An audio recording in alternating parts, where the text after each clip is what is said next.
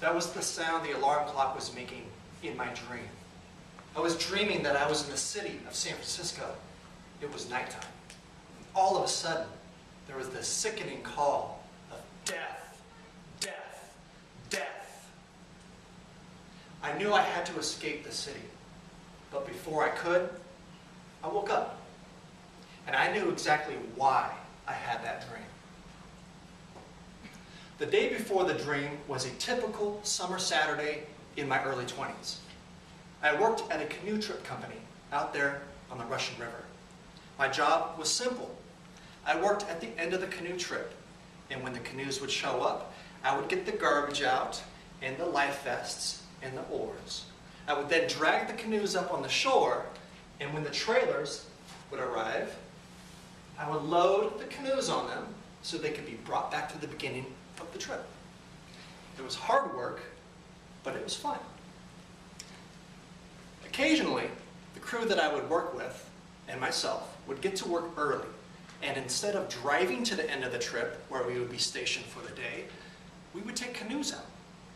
And I remember this one time, we were just past where Korbel Winery was. The river takes a sharp turn towards the west, and it widens out considerably. Our 3 canoes were clustered in the center of the river. We were frantically trying to tip each other's boats. And of course, this time, it was my boat that went over. So my friend and I turned our boat over so it was upside down so that it could float. We rested our upper bodies on the bottom of the boat and we kicked with all of our might to get the boat to the other side so we can climb back in. All the while, our friends and the other 2 canoes were headed downstream, laughing it up at us. We were laughing too. We had seen this happen so many times before, and we saw it happen many times after. Was tipping canoes fun? You betcha. Was tipping canoes smart? Probably not. Could tipping a canoe cost someone their life? As I said, it was a typical Saturday. Over 200 canoes went out that day, each one carrying 2, 3, maybe even 4 people. The afternoon was hot, and 4 canoes were approaching the shore. Their conversations, their laughter, and their splashing was drowned out by the conversation, laughter, and the splashing by a few dozen other people that were loudly loitering on the shore. We didn't notice anything was wrong until the voices grew serious. Help! Help! Someone help! At this, we dropped what we were doing and we ran to the shore where a group of young men were gathered.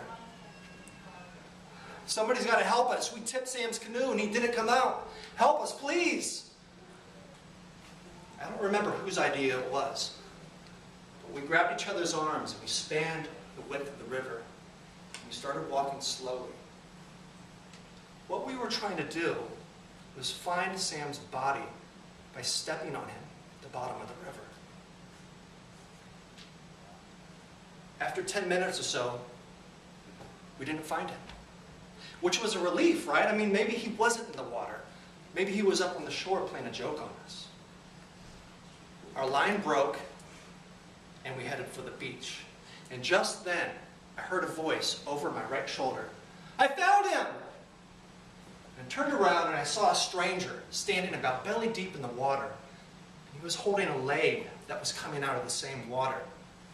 I rushed over there and we flipped the body around. I hooked my elbow underneath an armpit and the stranger did the same on the other side.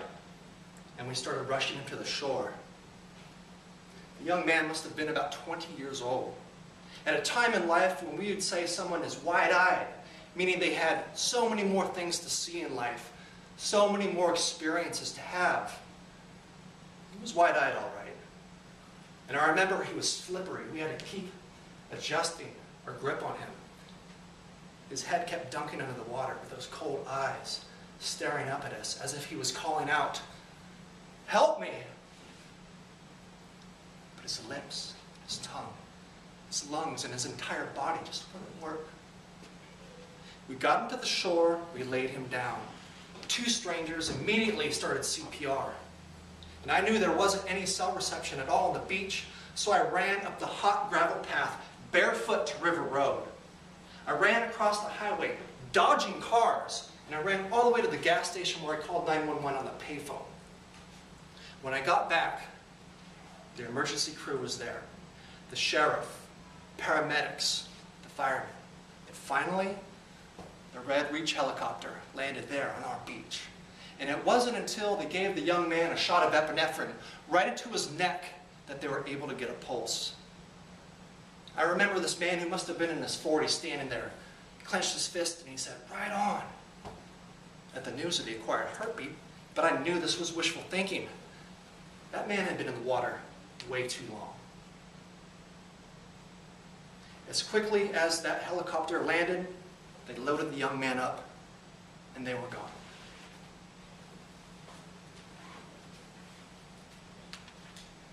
Though it wasn't a nightmare, the dream was disturbing. Later that week, the Press Democrat ran a very short article about the man who died at the river. And besides the conversations that we had the following week at work about our experiences and our thoughts, that was the last I ever heard of the man who died in the river with his wide open eyes.